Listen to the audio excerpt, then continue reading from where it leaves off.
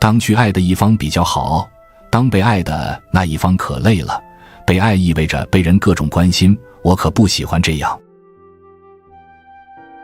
在男人和女人中间横亘着一条深不可测的暗流，说得漂亮点，就是男女都必须理解对方是活在那条暗流对岸的生灵。理解这一点，也许就是男女间最重要的一条规矩吧。如果你的孩子没有任何才能，那至少你应该培养他有一颗坚韧的心，这样在他今后走上社会时，哪怕被现实整得一塌糊涂，遍体鳞伤，他照样还能活下去。也许童年的阴霾是让人痛苦的，挥之不去的，但这并不能成为一个人无法成功的理由，只是这种成功要比正常人来的曲折些。我认为一个人是不是长大成熟，由他对父母的感情方式来判定。当你面对父母，觉得他们好可怜，很不容易时，就是迈向成熟的第一步。不论多大年纪，还把不能原谅我爸挂在嘴上的人，充其量只是个小鬼。父亲应该成为孩子在人生道路上遇到的第一块绊脚石，父亲不应该畏惧被自己的孩子憎恨。总之，人全都是为自己而活的，当父母的就为自己而活就行了，这样一来，当孩子的也会为自己而活。人这种东西啊，不管外表修饰得多么光鲜亮丽，剥掉一层皮后就剩下了一堆欲望。但是正因为如此，我们就更应该珍惜那一张皮的尊严。我想，所谓的文化也就是一张皮的尊严吧。虽然辛苦，我还是会选择那种滚烫的人生。就算再悲伤再悲伤，就算一连3天夜夜流泪到天明，到了第4天泪水也会干掉的。拥有才华是一个人在这个世界上能让自己真正挺胸站立的最重要也是唯一的东西。哪怕是残酷的痛苦的经历，只要它能让我品尝到活着的滋味，就算是一种快乐。人是不平等的，不管你多努力，做不到的事情就是做不到。我们直接把穷人的圈子称为底层社会，为什么世人都没有意识到这种说法有多么粗鄙呢？我可以坦然地说出傻瓜和穷人这2个词，那也是因为我觉得傻瓜和穷人并没有什么不好。人出生、活着、死亡，单单这样就很了不起了，还有啥？还想着死前给家人留下点什么？我不是很理解呢。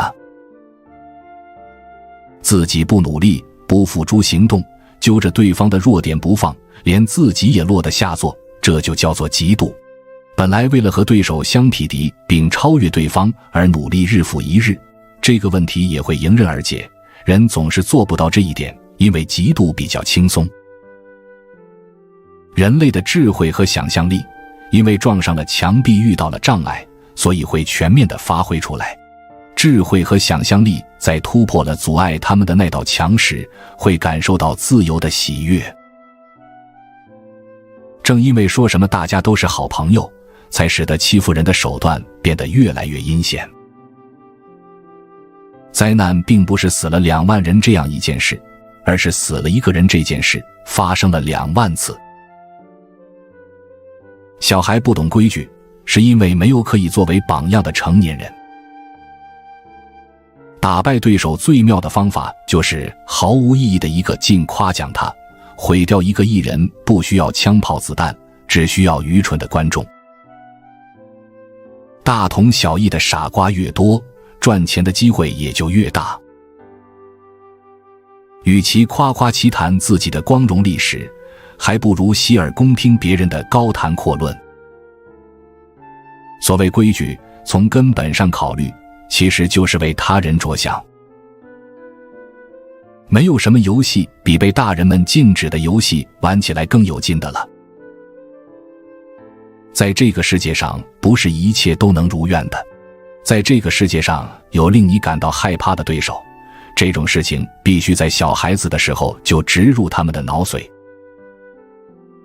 人是一种不可思议的动物，无法忍受和平的状态，总要到哪里去找出敌人来厮杀。如果找不到外敌，就在自己人中间找。人怎么能活得不无聊？